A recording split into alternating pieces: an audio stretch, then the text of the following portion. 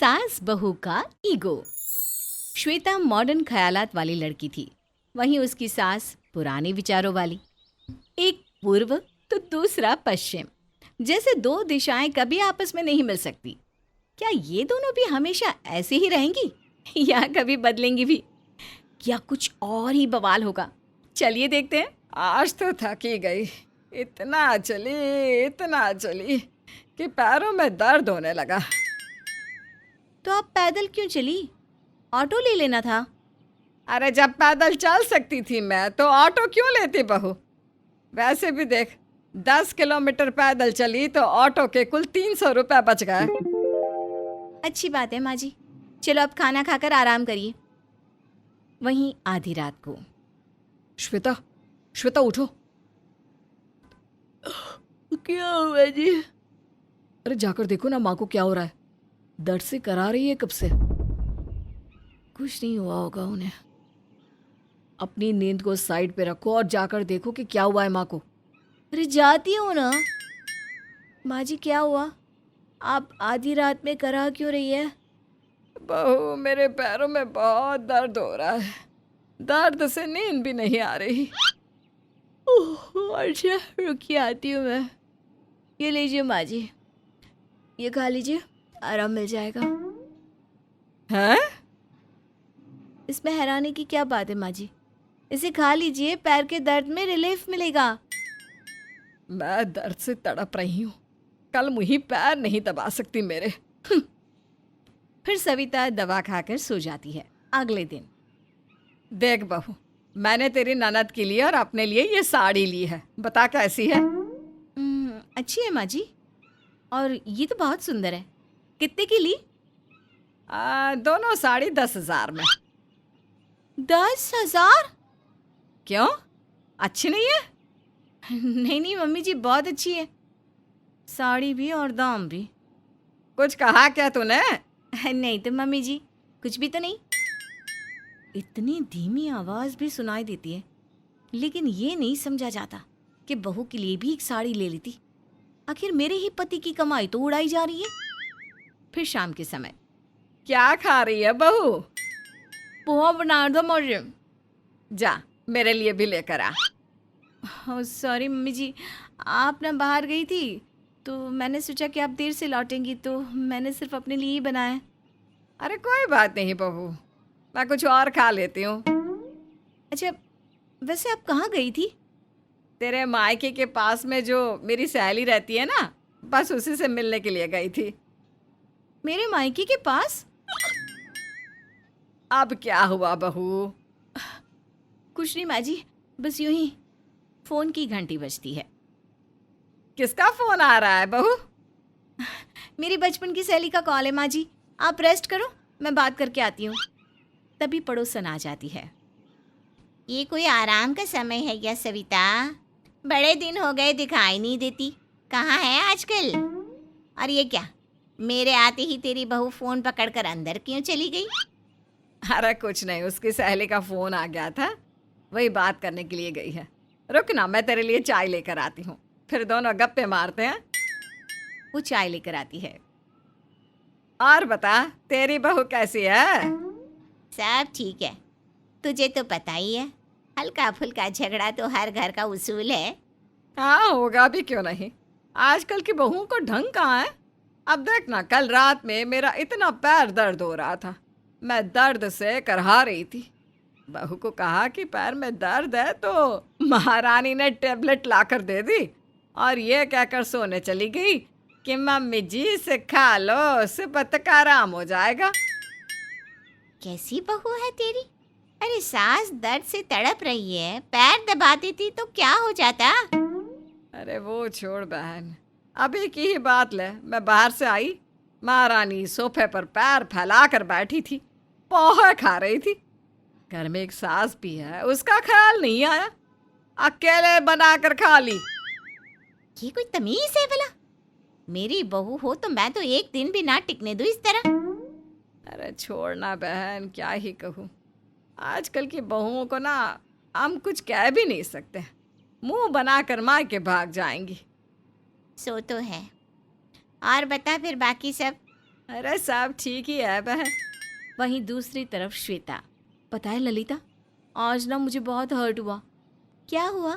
बड़ी उदास सी लग रही है। अरे पता है, मेरी सास आज मायके की तरफ गई थी, मुझे एक बार भी नहीं बताया कि मैं वहाँ जा रही हूँ।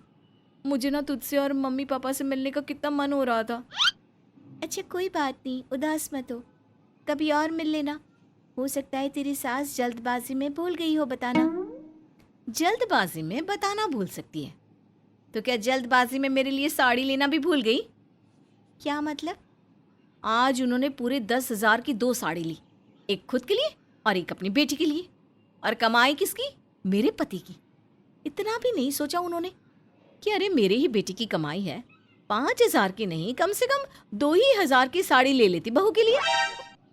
ये तो तेरी सास ने ठीक नहीं किया। अगर ऐसा मेरी सास करे तो मैं तो लड़ जाऊंगी। नहीं यार, वो मुझसे बड़ी है, मैं उनसे झगड़ा नहीं कर सकती। चल अच्छा, मैं कॉल रखती हूँ, शाम के खाने की तैयारी भी करनी है। वहीं अगली सुबह श्वेता जल्दी से नहाकर मंदिर हो आती है। बहू तो इतनी जल्दी मंदिर से आ भी गई? हाँ माँ जी, आज सोमवार का व्रत था ना, इसलिए। व्रत तो मेरा भी है, अब मुझे अकेले मंदिर जाना होगा। बहू वो टीवी का रिमोट तो दे दे। माँ जी मैं इनके लिए खाना बना रही हूँ, आप ले लो। बहू व्रत के कारण सुबह से कुछ खाया नहीं है ना, तो चक्कर जैसा लग रहा है। दे दे रिमोट। ये लीजिए। माँ जी आज शाम का खाना भी अभी बना लूँ क्या, वरना दोबारा मेहनत करनी पड़ेगी। हरगिज़ नहीं, आज व्रत है हमारा, और दोपहर का खाना शाम को नहीं खा सकते। शाम को नहाकर पूजा पाठ करके ही खाना बनाना, तभी वो व्रत के लिए शुद्ध खाना होगा। जी माँ जी, जैसा आप कहें।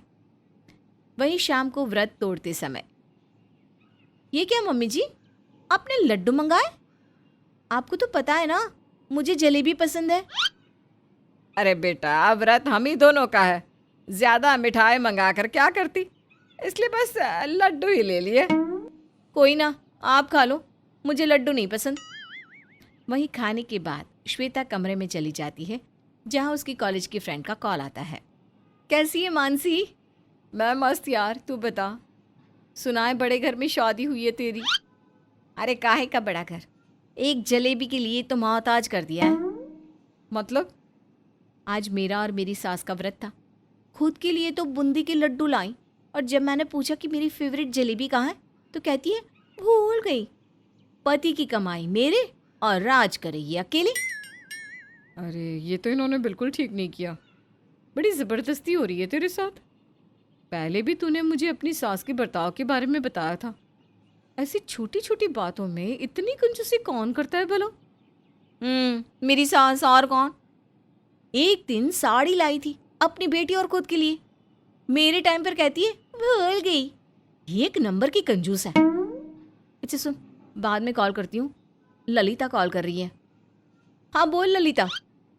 कुछ नहीं, बस तेरा हाल चाल पूछने के लिए कॉल किया। अरे हाल तो बुरा है यार, आज उपवास था, सास सारा दिन सोफे पर बैठकर टीवी देखती रही, और मुझसे काम करवा करवा कर कमर तोड़ दी मेरी। एक टीवी का रिमोट भी खुद से नहीं उठाया आज उन्होंने। तेरी सास कितनी जालिम है, तो आवाज़ क्यों नहीं उठाती? देख ससुराल में ऐसे घुट घुट कर रहना ठीक नहीं है। श्वेता पहले ही बता दे रही हूँ, जितना दबेगी ना लोग उतना ही हुक्म चलाएंगे। हाँ तो ठीक कह रही है यार। वहीं सविता जी भी मोहल्ले की औरतों से मिलने गई थी। आओ आओ सविता। क्या बात हो रही है बहनों?